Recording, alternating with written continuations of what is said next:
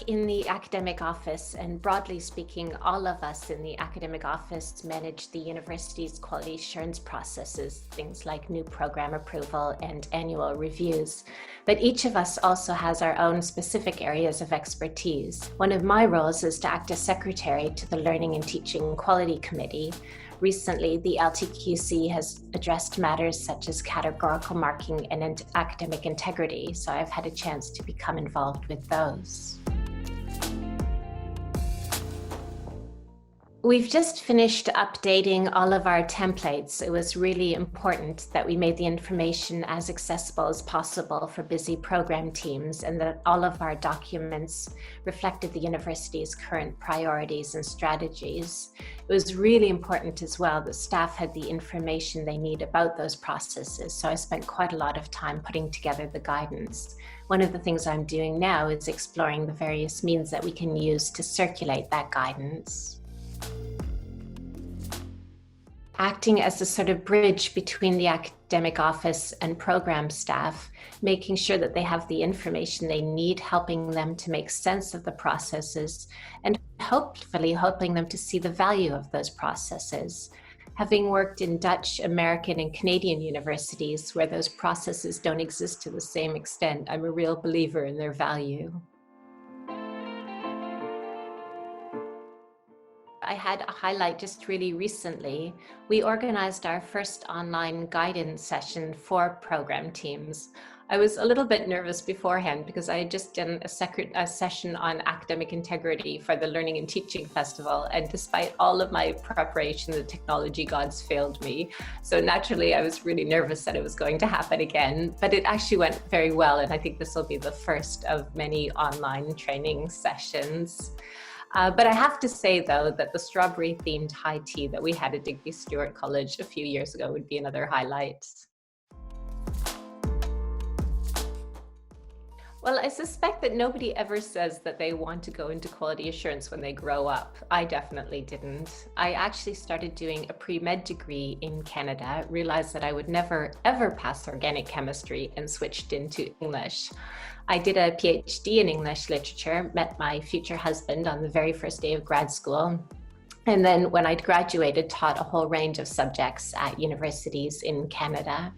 We moved to Holland, and I taught at universities there as well. And then we moved to London, and it took me a while to build up a career here, because by then we had 2 small children. But eventually I found a job at a small American university, and I started teaching, and then I moved into administration, and then that became quality assurance. So when this position came up at Roehampton, I had the necessary background. And the fact that I would be cycling to work through Richmond Park rather than fighting the crowds on the tubes was a pretty strong incentive, obviously. I think the role is a really good fit for my character and my interests, and I think that's probably true for my colleagues as well. We all have a really good eye for detail, which is important, and I think we're naturally risk averse in our personal and our professional lives. More and more too, I realized that how much I draw on the skills that I spent years developing. I used to tell my students all the time how important it was that they had verbal and written skills, communication skills, that they developed their teamwork skills, that they had critical thinking skills. And now I notice that I depend on those skills so highly. So what would my advice be? I guess that even if you didn't dream of going into quality assurance when you were growing up, it's still a really satisfying career to have.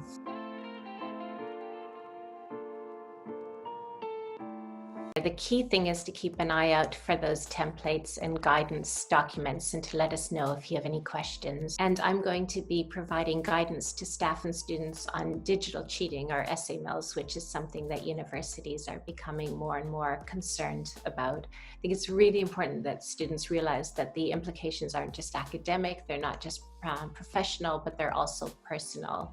We're hearing a lot of stories these days, for example, about the fact that students are being blackmailed by SAMLs. I hated sports as a child, but exercise plays a big part in my life these days, especially now that I'm working from home. I do yoga and Zumba classes. They've moved online, of course. And that I can't imagine ever being passionate about running, given how much it hurts. I really value my runs through Wimbledon Common these days, and I'd miss them if I couldn't do them. Luckily, I am passionate about cooking and eating, so that works out well. I might have answered Froebel Lake, but I almost cycled into it a few evenings last winter trying to avoid the potholes, so I think I'm going to go with the Hive. It's such an amazing center of community and delicious food. I do miss meeting my friends and colleagues there over a chai latte, and I guess the fact that so many of my colleagues did become friends tells you everything about the kind of place that Roehampton is.